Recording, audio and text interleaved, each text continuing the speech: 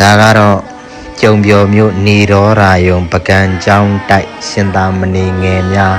နနက်ပိုင်းဆိုင်ညောင်းအချိန်ပုံရိပ်များပဲဖြစ်ပါတယ်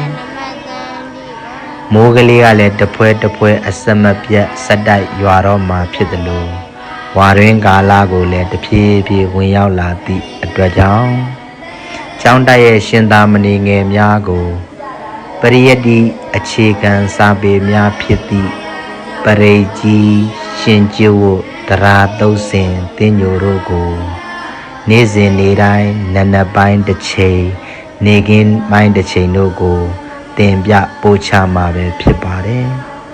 ညနေပိုင်းဖျားရှိခိုးပြီးသည့်အခါညချမ်းကာလတမယမှာအာဂုံရမအာဂလူဆိုသည့်အတိုင်းတနေ့တာသင်အံကြက်မှတ်ခဲ့တဲ့စာပေများကိုပြန်လည်ပြီးတော့မေ့ပြောက်သွားအောင်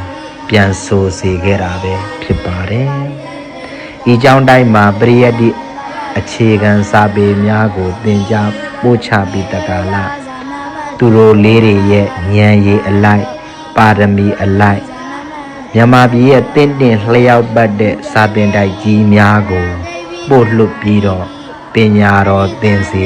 မှာပဲဖြစ်ပါတယ်။ဒါကြောင့်ဤကြောင်းတိုင်းမှာရှင်သာမဏေငယ်များကိုပရိယတ္တိအခြေခံစာပေများကိုစနစ်တကျသင်ကြားနေတာပဲဖြစ်ပါတယ်။အဓိကသူတို့လေးတွေကိုလက်ရေးလက်သားလှအောင်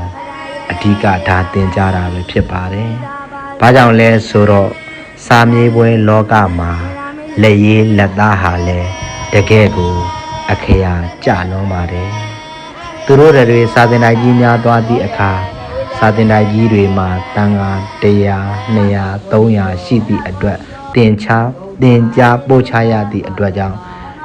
တပါးချင်းစီလက်ရေးလက်သားပြင်ဆင်ပြုပြင်ပေးဖို့ဆိုတာ